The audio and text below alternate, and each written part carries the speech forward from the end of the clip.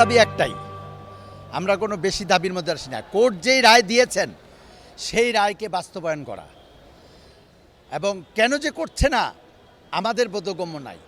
এই ছোট্ট বাচ্চা, ওনাকে আমি বলবো, আমরা ওনাকে বাচ্চাই বলবো আমাদের কাছে, কারণ আমরা 17 বছর আন্দোলন করে আজকে এই জায়গায় এসেছি। আমরা গুম খুন মামলা হামলার অত্যাচার বহন করে আমরা আজকে এই জায়গায় আসছি। ইশরাক কার ছেলে আপনাকে বুঝতে হবে, ওনাদেরকে বুঝতে হবে। উনি 91-এ ফেসিদ সরকার হাসিনাকে 30,000 ভোটে পরাজিত করে এই সংসদে এসেছেন। উনি একজন গেরিলা যোদ্ধা, যে ঢাকায় যুদ্ধ করেছেন, যাকে বাংলাদেশের মানুষ সবাই চিনে। তার সন্তান ইঞ্জিনিয়ার ইশরাক হোসেন, এবং সে জনতার রায়ে, এতদিন জনতার মেয়র ছিল, এখন কোর্টের রায়ে সিটি কর্পোরেশন, ঢাকা দক্ষিণ সিটি কর্পোরেশনের মেয়র। তাই সে, আমরা আন্দোলন সংগ্রাম করছি, কিন্তু আমরা জনগণের যেন ভোগান্তি না হয় সেটাও লাঘব করার চেষ্টা করছি ইঞ্জিনিয়ারিং ইশরাকের নির্দেশে। আমরা ইশরাক, তার ইঞ্জিনিয়ার ইশরাক যেমন সিটি কর্পোরেশনের এখন মেয়র, সে তার সচিবদের নিয়ে যেই কাজগুলা জনগণের না করলেই নয় সেগুলা চালু রেখেছেন, এবং সচিব মহোদয়কে এবং সিটি কর্পোরেশনের ময়লা নিষ্কাশন সেটা আমরা সুন্দরভাবে সিটি কর্পোরেশনের কর্মচারী তারা করতেছেন, এবং আমরা বিএমপির যারা ওয়ার্ডে আছি, থানায় আছি, মহানগরে আছি, তারা পর্যায়ক্রমে এলাকায় কাজ করতেছি। আমরা জনগণের শান্তি চাই, জনগণের যেন ভোগান্তি না হয় সেই চেষ্টা করে যাচ্ছি, এবং আপনাদের মাধ্যমে আমরা তাদেরকে বলতে চাচ্ছি, আপনারা এখনও সময় আছে, যত দ্রুত সম্ভব ইঞ্জিনিয়ার ইশরাককে শপথ গ্রহণ করিয়ে তার দায়িত্ব পালন করতে দেওয়া হোক, এবং তাতে জনগণ লাভবান হবে, আমাদের দেশের মানুষ লাভবান হবে, আমরা লাভবান হব। তাহলে আপনারাও, এই যে আমরা এগুলা করি, আপনাদেরও কষ্ট হয়, সাংবাদিক ভাইদেরও অনেক কষ্ট হয়, আপনারা দৌড়াদৌড়ি ছুটাছুটি করে আসতে হয়। আমরাও কাজকর্ম রেখে আমাদের এই দাবি আদায়ের জন্য আমরা সুশৃঙ্খলভাবে সর্বোচ্চ চেষ্টা করে যাচ্ছি, কিন্তু তাদের কিন্তু বোধগম্য হচ্ছে না। তারা কোত্থেকে কি করতেছে, কিভাবে কি করতে চাচ্ছে আমরা তা বুঝছি না। তারা আমাদের সাথে বসতেছেও না। একটা সব কিছুর একটা সুন্দর নিয়ম আছে, তারা কোনো নিয়মের রক্ষা করছে না, কোর্টকে মানতেছে না। সর্বোচ্চ আদালত যেখানে রায় দিয়েছেন সেই রায়কেও তারা অবহেলিত করছেন। ইশরাক রায়কে শ্রদ্ধা করেন, আমরা ইশরাকের কর্মী, আমরা বিএমপির কর্মী, জিয়ার সৈনিক, আমরা জনগণের দল। আমরা চাই জনগণের দাবি যেন সুন্দরভাবে বাস্তবায়ন করা হয়, সেই লক্ষ্যে আমরা যেন কাজ করতে পারি, সেটাই আমাদের কাম্য। তারাই বলতে পারবে কেন গেট বন্ধ, কেন গেট খোলা, কী কারণে গেছে। এখানে ইশরাকের কোনো মাথা ব্যথা নেই এটা নিয়ে। উনি কালকে কর্মচারী ইউনিয়নরা এখানে তারা মেয়র হিসেবে কালকে তাদের মোটামুটি আমরা একটা কনফারেন্সও করেছেন মেয়র সাহেব। কাজ তো করতে হবে, যেহেতু সে মেয়র। যদি এরা এই বাচ্চা পোলা পান 16 দিন আন্দোলন করে তাদের নেতা মনে করে, তাহলে তো আর ঢাকা শহরে কোনো নেতার অভাব থাকতো না। ইঞ্জিনিয়ার ইশরাক হোসেন কার সন্তান?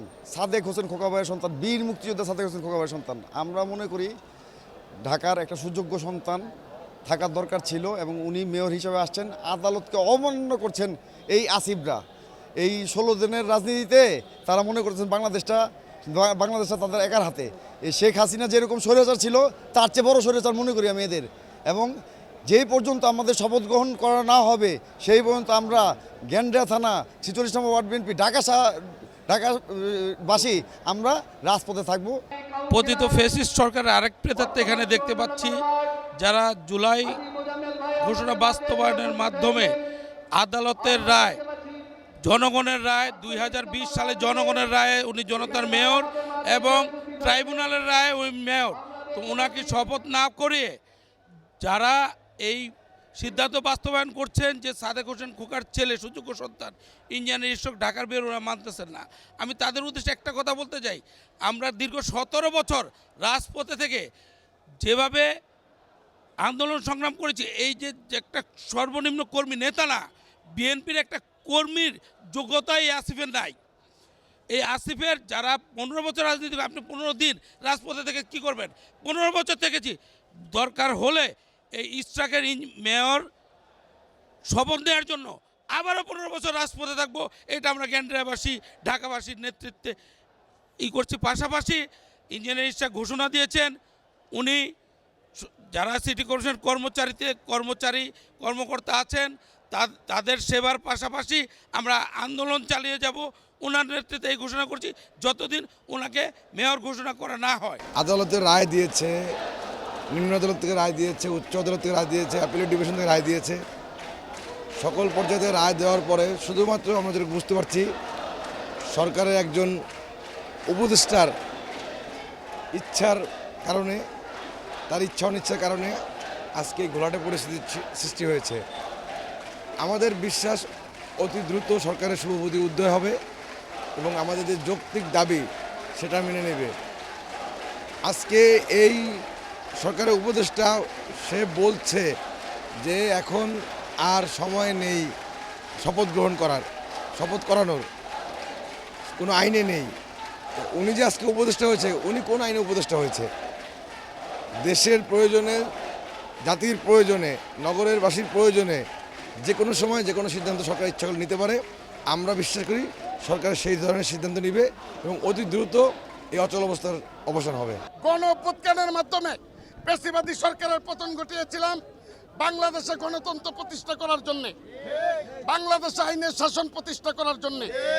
অত্যন্ত দুঃখজনক বিষয়, আজকে প্রায় 1 বছর হতে চলল, তারপরেও বাংলাদেশে গণতন্ত্র ফিরে আসে নাই, বাংলাদেশে আইনের শাসন ফিরে আসে নাই, আদালতের রায়কে অমান্য করা হচ্ছে।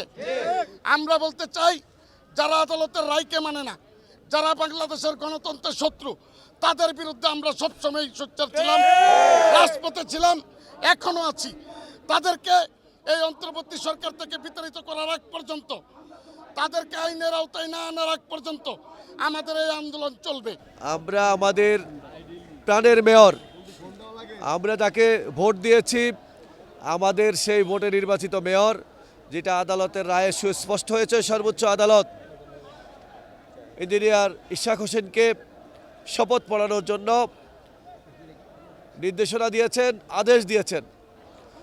যে পর্যন্ত ইঞ্জিনিয়ার ইশরাক হোসেনকে শপথ করানোর ব্যবস্থা না করা হবে এবং মেয়র হিসাবে তার শপথে বহাল না করা হবে, সে পর্যন্ত আমাদের আন্দোলন চালিয়ে যাব ইনশাআল্লাহ। ঢাকাবাসী ইশরাককে ভোট দিয়েছিল, কিন্তু এই ফেসিবাদ শেখ হাসিনা তার আত্মীয় তাপসকে সম্পূর্ণ উল্টোভাবে বসানো হয়েছে। 5 তারিখের পরে পরবর্তীতে আমাদের সর্বোচ্চ আদালত তাপসকে ইশরাককে রায় দেওয়া হয়েছে।